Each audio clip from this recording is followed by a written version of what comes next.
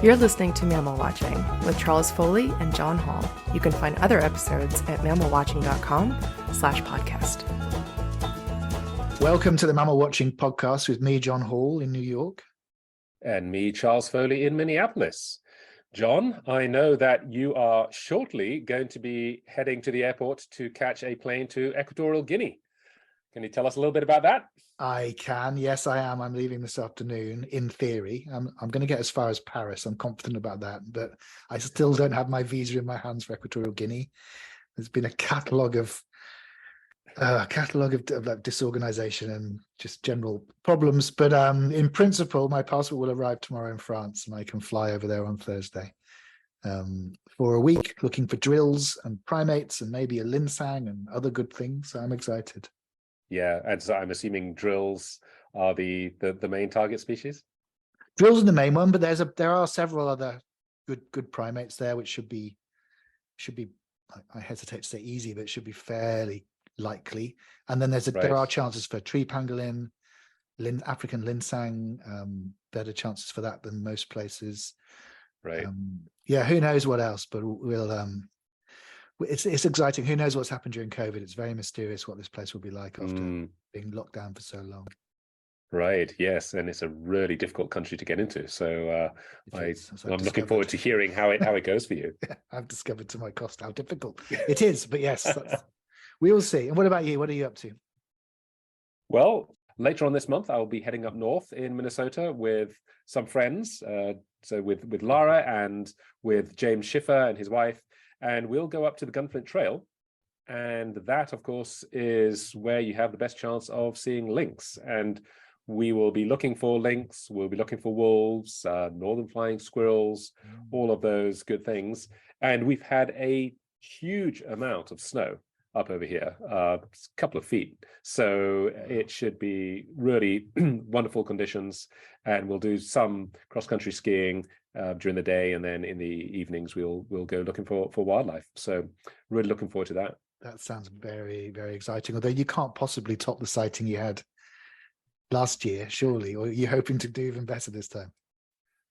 No, I don't think I can. Following a female for an hour and a half and then watching her and her two youngish cubs, yes, that's difficult to beat. But it's just that excitement of being out in the forest when it's snowing and you just never quite sure what's going to be around that next corner. That's just what makes it so thrilling. Yeah, no, that sounds awesome. And also now you've seen it as well. If it was me, at least, when you've seen it the first time, you can kind of relax. It's still exciting. And of course, you want everyone else to see it, but the pressure's off slightly. So it becomes more enjoyable, in my opinion. Yes, that's right. Yeah. So, well, good luck with that. I look forward to seeing more stunning pictures. And you were saying as well, you've got your eye on seeing a star-nosed mole this year. Is that right? Yes. So this friend, James, and we have been trying to track down locations where we might get to see a star-nosed mole. And of course, these are the most amazing creatures. So they look like a regular mole, but they have this just astonishing nose with these amazing tentacles on the front of them. And it looks like something like a Medusa. And they are really, really difficult animals to see. But I think it's really just a case of finding the right technique, because apparently they're not very uncommon in the areas in the boreal forests up north. And if you look on iNaturalist, occasionally you'll see records, often roadkill. So they're definitely around. But the thing is, they are subterranean creatures, and we still don't have a good technique to find them. And that's really the key. And I know that you obviously hit the jackpot with finding pocket gophers, and you learn the technique on how to find them. And now that you know, it's easy. And it's like everything. Once you know, it's easy. And so we're just trying to figure out what is a fairly straightforward, easy way of safely seeing a mole, so that obviously we don't cause it any distress. But we still don't have that information yet. And if there's anyone out there who has a good technique on how to catch moles reliably and safely, please get in touch. We would love to know. We would indeed. That's my number one species for North America to see. I did see one once, and one of my very first trips here, and some biologists helped me out. And they actually caught one, but it drowned in the trap because there was torrential rain, which was awful. But they were using Sherman traps in mole tunnels on the guy dug up his lawn for me, a retired biologist, dug up his lawn in May and lifted all the turf up. You could see all the tunnels the moles were using, and he put a trap down. They put solid Sherman traps.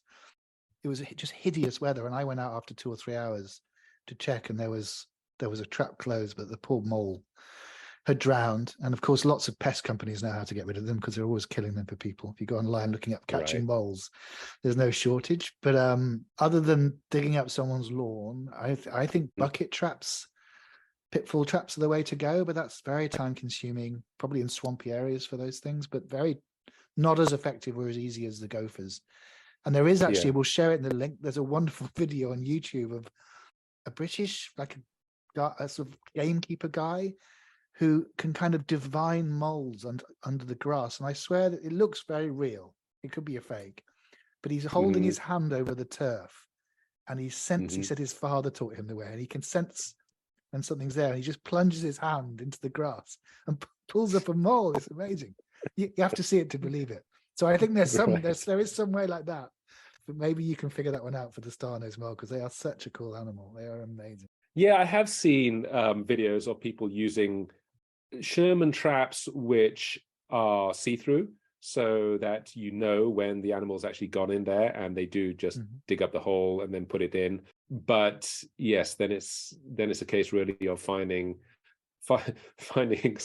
someone malleable who will lend you their lawn in an area with star-nosed moles where you can actually do that. But anyway, James and I, we are determined to become star-nosed mole capture experts. But yes, please, if anyone does have advice on how to do this, do get in touch. Or a lawn with a mole problem as well. That's also an option. We will help you. Yeah, that's a very worthy ambition, Charles. I'm excited to find out what you discover.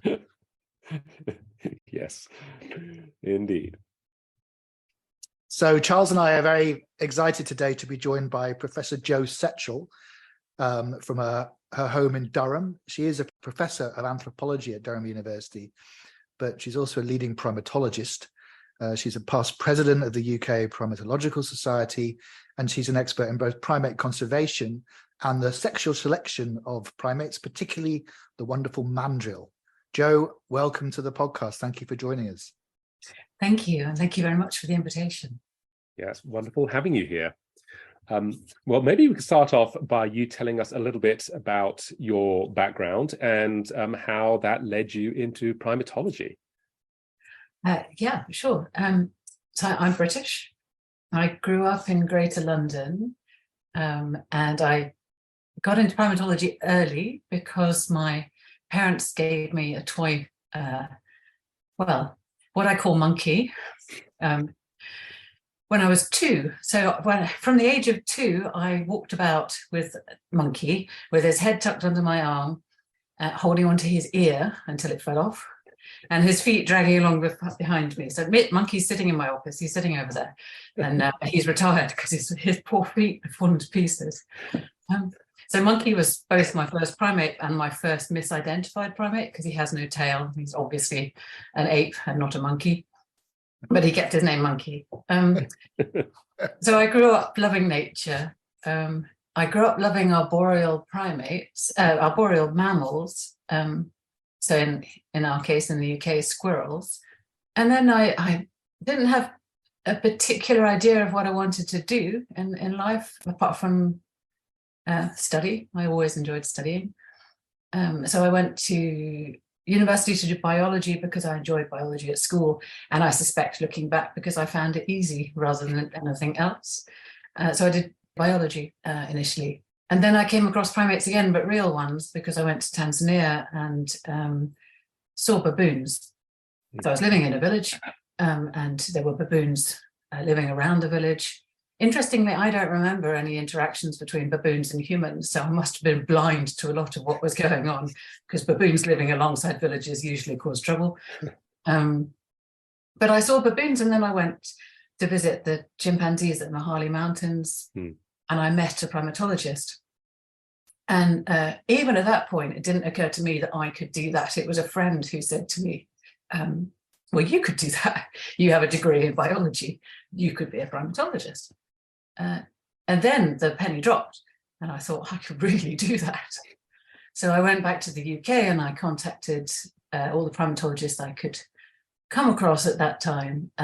And I was lucky and got a scholarship from Cambridge to do a PhD on mandrills. So you did your PhD on primates at Cambridge, and what were your next career moves after that? So yeah, my PhD was in zoology in the subdepartment of animal behavior, which actually has a fantastic history for primatologists. It's where both Jane Goodall and Diane Fossey did their PhDs, and was where Robert Hind worked for many years, and many other excellent primatologists over the years. So I did my PhD there. I then did a postdoc at Roehampton in London, where I worked alongside other evolutionary anthropologists, so primatologists like me. But at that point, I moved from zoology and animal behavior into evolutionary anthropology, without actually changing anything about what I did, because as primatologists, we can move between departments like that. So that was evolutionary anthropology. I then went back to Cambridge for another postdoc in biological anthropology. And in Cambridge at that point, biological anthropology was separate from social or cultural anthropology. So I still felt very much at home, and still didn't change very much of my thinking. And then I got my first teaching job at UCL, a temporary lectureship. So I was an evolutionary or biological anthropologist in a broad anthropology department, which covers all of anthropology from social right through to biological and other types. So then I began to explore anthropology more, and then I got my permanent job in Durham, where we also have a broad integrated anthropology department that goes from biological right through from bones to the most philosophical side of social anthropology. So you've touched on the next question, which I had when reading your CV, and I thought was probably a foolish question, but you very kindly said it was a good question. So where does primatology end and anthropology begin? I don't really understand the difference, or I do, but I don't understand how they can be the same thing. Yeah, so that is a great question. It's heavily debated. Anthropology departments across the UK and across the US and in other countries vary enormously in how they define anthropology. It always includes social anthropology, what the US calls cultural anthropology. Sometimes it includes biological anthropology, and primatology is a part of biological anthropology because humans are primates, and so understanding other primates gives us an evolutionary context for humans. So that is really the historical reason why primatologists often find themselves in anthropology departments. But that isn't actually my major interest in anthropology. My major interest in anthropology comes through conservation. So approximately 60% of primates are threatened with extinction. And even more have declining populations, so they will be threatened with extinction if nothing changes. And with very few exceptions, the threats to primates are to do with humans. The exception would be chimpanzees eating other endangered primates and driving them to extinction on occasion, local extinction. But basically, humans are driving primates extinct. And if we want to understand humans, then we have to work with anthropologists or use anthropological methods. I don't think any other, so this is debatable. I don't think anything else works in the long term. Right. Fascinating. And I suppose as well in the US, can become quite a difficult topic in some parts of the US as well, with some more biblical schools, I suppose. So there's added controversy there. Yes. So I count myself extremely lucky to teach in the UK. When I think I have had one occasion when I gave a lecture in London and some creationists came along to the lecture, and they didn't ask questions in the lecture, but they did come along afterwards to the drinks, and they asked some of the standard creationist questions about the evolution of the eye and so on. But it was all just interesting questions, and nothing like what I hear sometimes from my North American colleagues about the difficulties they have teaching evolutionary theory and evolutionary anthropology. So I count myself as really lucky not to come across that. Now, Jo, you have worked on some amazing primate species over the years, but perhaps the most amazing has to be the mandrill, which, of course, you spent a lot of time studying in Gabon. So can you tell us a little bit about your work on the mandrills and what it was like studying them? Because, of course, they move around in these enormous groups, which I thought would make it incredibly difficult to actually study those animals. So how did that pan out for you? So mandrills are fabulous animals. They really are. And every time I've spent time away from them and I go back and or go to a zoo or a collection and see mandrills, I'm surprised again by how exceptional they are. And they do, as you say, move through the forest in groups of up around 1,000, perhaps certainly hundreds. The largest groups measured, I think, are around 1,000 at the moment. And they seem to move in these groups consistently. So camera traps suggest that they don't split up, or if they split up, they get back together very quickly. And they live in dense rainforest, and they're very good at moving through it, and we're not. So it's very, very difficult to follow them. Because of the density of the rainforest, it's very difficult to get them used to being followed by humans, to habituate them, because there's always an animal who hasn't seen you before in a group of 1,000, and they scream, and then everybody else panics, and they're hunted, of course. So there are ethical questions about whether you should be habituating them to humans.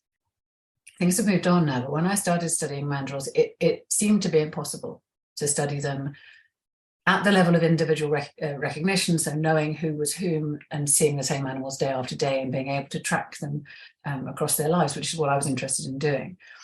So all of my work has been on a colony of mandrills who live in Gabon within the natural range in very large forested enclosures, which brings some disadvantages because they are in enclosures, they can't go where they like, but they are large enclosures. We can't study dietary ecology because it would be biased by the fact that they're fed every day. But I'm not interested in dietary ecology, so that doesn't bother me. I'm very pleased that other people are, but I'm not. And so the advantage of that colony is that we can see the animals every day, and we can get good pictures of them if we need to. We can study their behavior in detail, still not in the sort of detail that you can get from a savanna dwelling primate. A lot of our studies, at least in the past, of primates quite biased towards savanna dwelling animals. And we catch them once a year. Well, I say we, the vets catch the animals once a year for a health check, which means that I've been able to get blood samples for good DNA. This is back in the time when it's difficult to get good DNA non-invasively. I can also easily get fecal samples.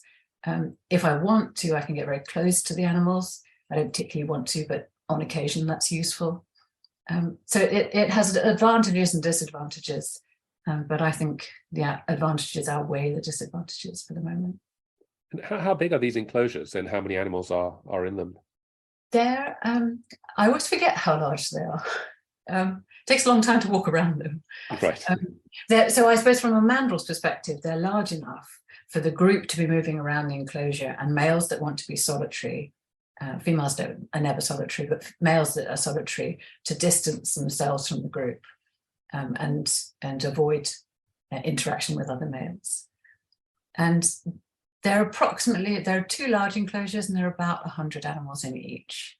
It goes up and down. Right. And was this set up as a primatology research center originally, or for other purposes? It was set up. This is part of the what was the International Centre for Medical Research in Franceville, and is now the Interdisciplinary Centre for Medical Research. And it was the primate centre itself was a biomedical facility. The enclosures are not part of the biomedical facility. In the past, researchers did do some biomedical experiments on mandrills, but mandrills are not a well-known, a classical model species in biomedicine, and they're not particularly tractable. They're large, so in the end, they had these breeding colonies of mandrill, this breeding colony of mandrills, which were left to reproduce, and at that point were followed every day, at least for a census and so on, which was a huge resource for behavioral ecologists who were interested. So although I think we were at that point tolerated rather than welcome, because we're not medics, we're not vets, but as long as we didn't really cause any problems, we were useful. Right. And how long did it take you to be able to individually identify all of the mandrills in the group? Or was that an ongoing process? So it is an ongoing process because I come and go. Mm-hmm. So I get to know them all, then I leave for a bit. And right. The way things work, I leave for longer than I intended to. So right at the beginning, I suspect it took about a month, because I had to learn how to identify mandrills and then learn how to identify the animals that were there. Now I'm pretty good at identifying mandrills, and it works in two ways. If I go back to the centre in the colony and someone else knows the animals well, then I can catch up very quickly, because they say, oh, that one there who holds her tail a bit strangely, that's so-and-so, and that immediately fits into the pedigree that I have in my head, so I know who all the animals are. It takes a bit longer if no one follows the animals very closely, because I have to figure out everything. But I think probably 2 weeks to get to know most animals again. Right. So it's mainly is there much facial recognition by you, or is it things like their tail and their gait? This really interests me. I think it's everything. I remember a long time ago now being very struck at how I could identify a female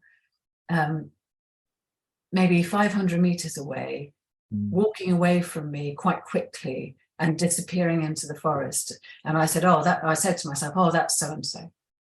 And then I kind of thought through, well, how on earth do I know that it's that? All I saw was a rump disappearing into the forest. So while initially it's things like, a scar or a funny ear or something, I think very quickly it's a whole,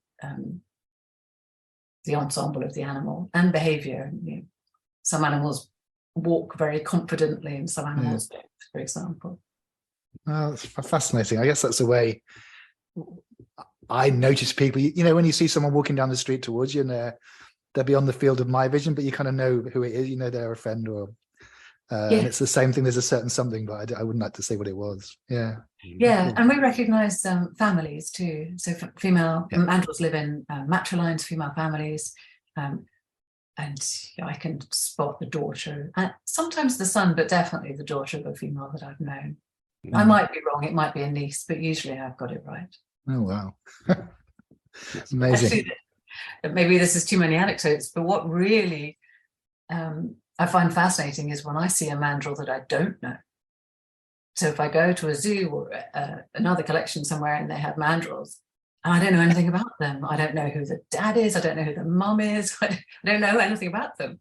And the same last time I saw wild mandrills on the road when we were driving from one town to another, and they were flooding across the road the way they do. And I was just, I think what was going through my mind was, wow, hundreds of mandrills I have never met. I don't know anything about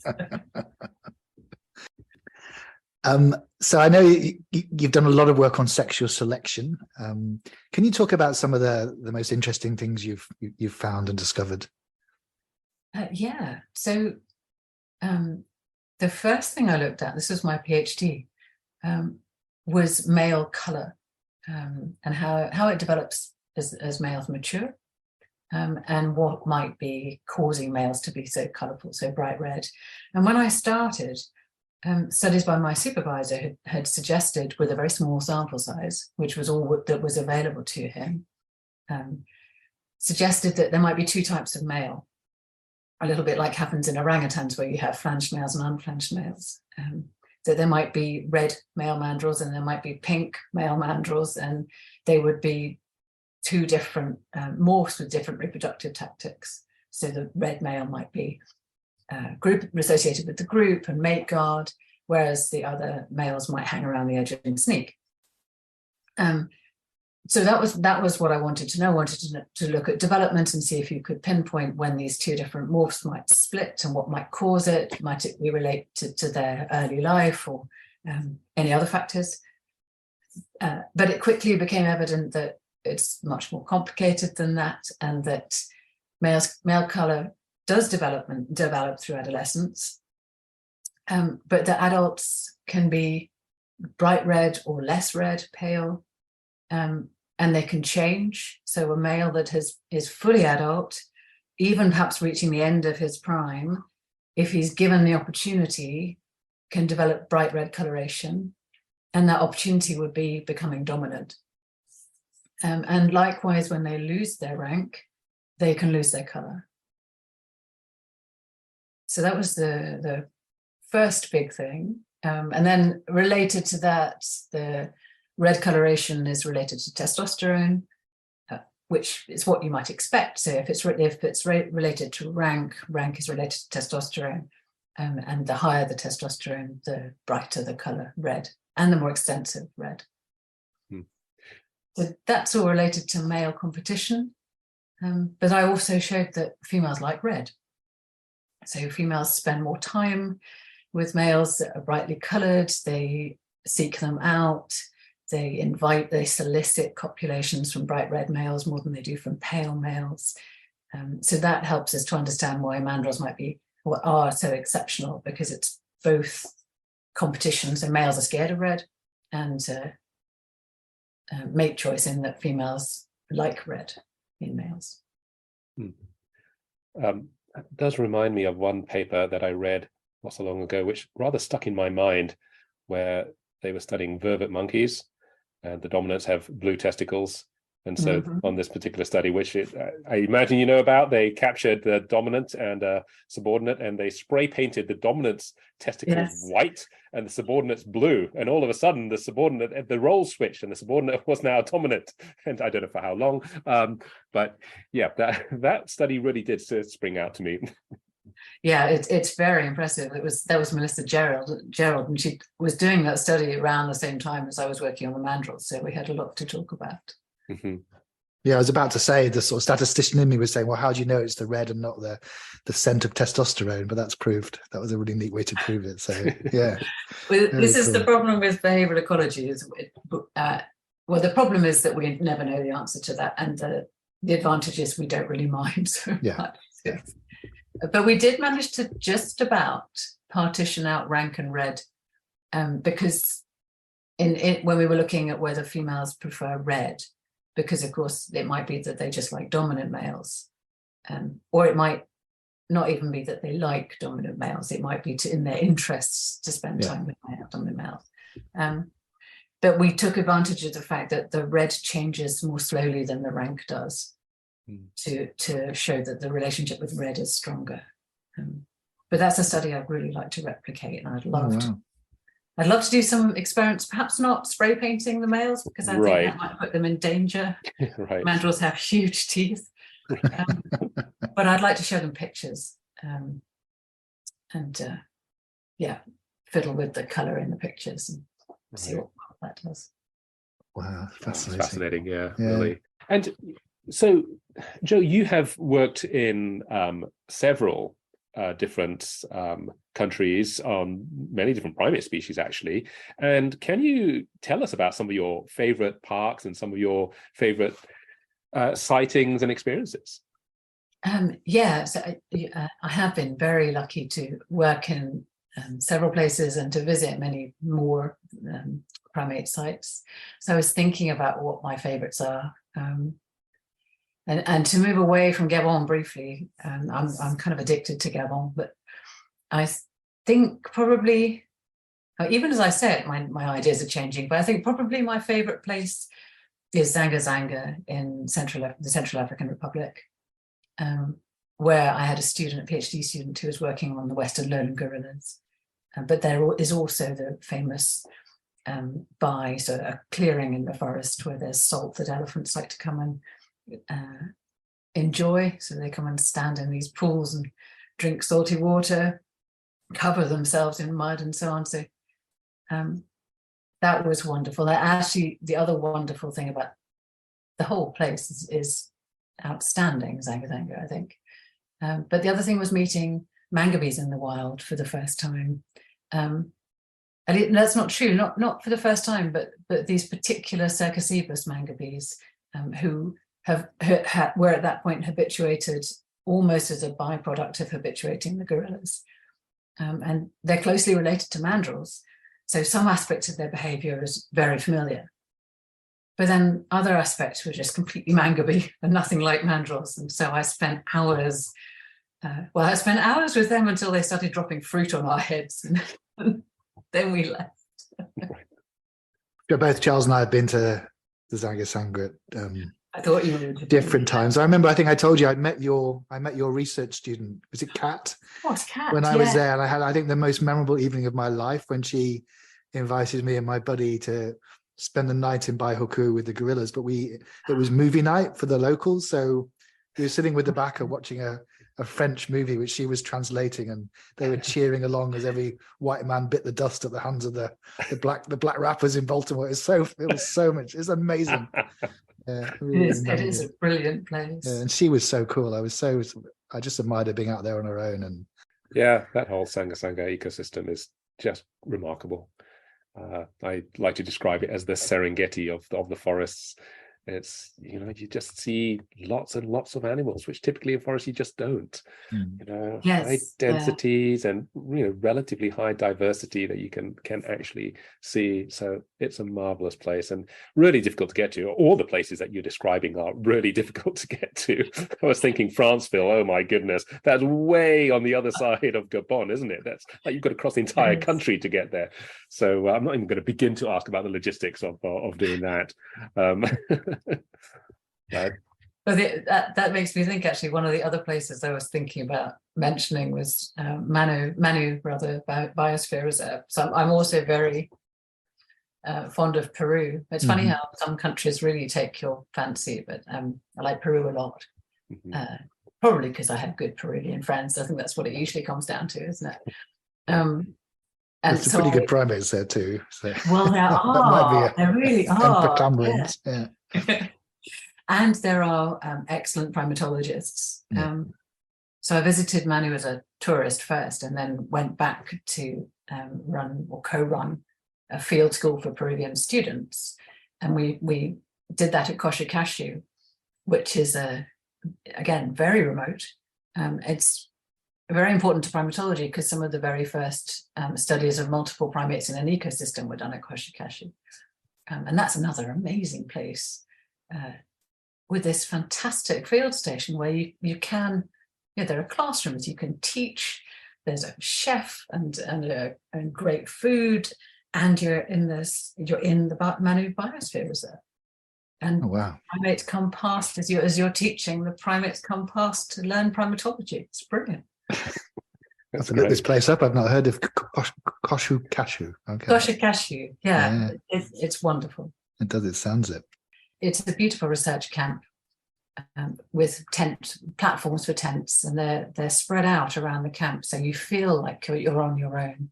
And my tent platform, I only had the inner tent up to keep the insect off, right by the lake. So Coshicashu is a lake, and every morning the giant river otters came by. And they're very, very noisy animals. So they came squawking, squealing, and chattering by. And it sounded for all the world like they were coming by to say, go away, get out. This is our lake, go away. And that was my alarm clock every morning, the otters saying, get up. Nice. Manu's really primate rich, isn't it? It's isn't it? Doesn't it have one of the highest diversities of primates in South America? It does, yeah. I forget how many. And part of it, I think, is because the river splits. So, for example, there are woolly monkeys on one side of the river and not on the other. Oh, right. Okay. It's unclear why. Yeah. There are still some things that are unclear, like what species of saki. I probably shouldn't say this because I think some people might know, but I don't know what species of saki that actually is in Manu anyway. Right. Okay. Great. Interesting. So, Joe, you another field of interest of yours, a research interest, is primate conservation. And as mammal watchers, we're obviously very interested in mammal watching as a tool for conservation, particularly primate watching, which Russ Mittermeier is a crusader for. What do you think of primate watching? Can it save species? Yes. So I'm familiar with Russ. Well, I know Russ, and I'm very familiar with his idea of primate watching, and I agree. I think in lots of different ways. So the possibility of seeing all the primates in the world, I think, is probably limited to quite a small number of people because of the difficulties of doing it. But you might be able to see all the genera. That might be more possible. So I was thinking this through today. The first time I visited Madagascar, I was quite pleased with myself because I thought I'd seen a fair number of the lemurs. And then that was in 1999, I think. And then, of course, they've all been split. So I'd seen a mouse lemur. And I'm not up to date with how many species of mouse lemur there are now. At least 10. Yeah. So, yeah, I now say I've seen most of the genera. So from that perspective, I think, yeah, it's a great way of raising awareness, getting people to think about primates, getting to understand the dire situation that some of them are in. More locally, I think local tourism, so people moving around their own country to look at the primates in their own country, is a great way of raising awareness of the importance of primates to us as humans. The caveat, I think, is that it has to be well managed. I think this is probably the case with all mammal tourism, but I'm most familiar with primates, and I think there are plenty of cases where primate tourism is not well managed and where it's therefore problematic both to humans and to primates. So they're both at risk, but the risks to primates are really serious. So primates that are too used to tourism, to tourists rather, and see tourists as a source of food, or lose their fear of humans completely and therefore go into houses to get food from the kitchen, they'll be killed in retaliation, and probably justifiably. So I think it does need to be well managed, and to help with that, at least to contribute to helping with that, we have such a long acronym, I can't remember all of it, but this Primate Specialist Group, Section for Human Primate Interactions, are currently preparing guidelines both for tour guides and for tourists about how, well, basically not to interact with primates, and how to choose a tour site, for example, and what sort of questions to ask and what distance you should be at. So the mountain gorillas are a good example that there are plenty of cases, or at least have been in the past, of people getting far too close to the gorillas. And COVID has shown us quite how dangerous that could be, for example. Yeah. And it seems to be that the primates which have the most appeal, like gorillas and like chimpanzees, they seem to be the first ones to sort of enter this sort of the sphere of tourism. But I was really interested, you mentioned Sanga earlier, that the mangabees over there have become part of the tourism scene, right? We go and see the gorillas and, hey, go and see the mangabees for an hour. And I thought that was really interesting. And I'm hoping that this really quite tight rules that you get for, let's say, gorilla watching will then eventually start percolating down to the other species. But do you know of many other species that are now used fairly exclusively as a tourism draw in other parts of the world, in Asia or South America? Yeah. So just before I answer that, to go back to the mountain gorillas and other species, for example. I know, so I'm most familiar with Uganda, and the Ugandan Tourism Board recognize how important the gorillas are to them, and they have actively sought to add other experiences to that, because that means each tourist stays for longer, and then they have more to sell. So if a tourist has already visited mountain gorillas, or perhaps can't afford the permit because the permit prices are very steep now, then you can also go and track chimpanzees. So that was added in subsequently. You can go and look for golden monkeys. And then they also say, well, while you're looking for mountain gorillas, why not also consider going to this national park where you can see the more classical savanna dwelling animals and so on. So the Ugandan Tourist Board have worked hard on that because they want to diversify. I think that's also been the case at Zanga Zanga. It's a case of, if you go and visit the gorillas for an hour, because that's the limit, then and stay overnight, you can then have an hour with the manga bees. So there's more revenue, which is always good. And then the question about, are there other sites? I suppose the classic would be orangutans. Of course, yeah. There's a lot of orangutan tourism. It isn't all well managed. Some of it is very well managed. And there are some interesting studies too. So another example would be that you might go and be attracted to go and see orangutans because they're such an attractive species. But while you're there, you might look at proboscis monkeys. And as soon as you see a proboscis monkey, they're just spectacular animals until you go home and you talk about proboscis monkeys and someone else wants to see those. And then nocturnal visits. So you might go to a forest tracking the diurnal primates, but then in the evening you don't need to go very far to have a look and see if you can see whatever nocturnal species there are around. And if you have good lights, then you're quite likely to see them. Except in Gabon, it turns out I have real difficulty finding nocturnal species in Gabon. And well, over there you're dancing around the elephants, which are trying to kill you as well. So that's that doesn't really happen. Yeah. That's, I mean, it's great news about those guidelines, because we, on Mama Watching, we're trying to encourage more sort of responsible tourism as best we can, and we have some very broad guidelines. But anything we can then drill into with more detail would be fabulous to share, and tour guides can then put them in their pre-departure packets for tourists, so that the people on the tours don't put pressure on the guides. I think often the guides want to do the right thing, but they've got people saying we want to get closer, and it's difficult to say no. Yeah, I think it is for many different reasons: cultural, financial, and feeling it might be a threat to your job too. So yeah, I agree. But yes, it would be fantastic to work together. And with your experience, you may have a better idea than we do, or additional ideas about what would actually be useful. But it's very easy to think from a primatologist perspective what would be useful, but of course we're not typical tourists. I can give you the perspective of the selfish mammal watcher who wants to tick and doesn't care about anything else. I can certainly do that. But a lot of it, I think, just depends on the willingness of the park authorities, if that indeed is who's managing things. I mean, in Tanzania or Uganda or Rwanda, it's like, these are the rules, take or leave it, right? And there's no questions asked. There is no leeway. So, it might be harder if there's a small community project where they really depend on that revenue. But still, I think it can be done. And ultimately, I think everyone wants to do the right thing, don't they?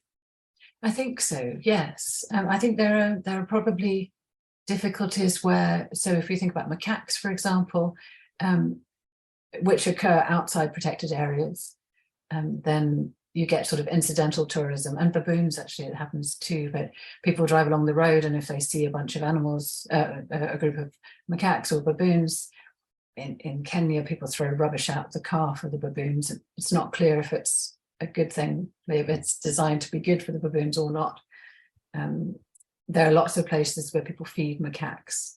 There are lots of cultures in which feeding animals is important, including ours. And I've spent a bit of this morning cleaning all the bird feeders out and restocking them. So we like to feed animals and birds and so on.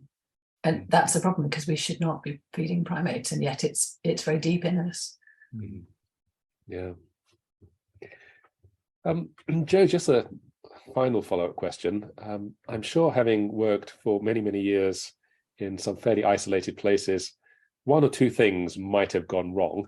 Do you have any stories from the field that you'd like to tell us about?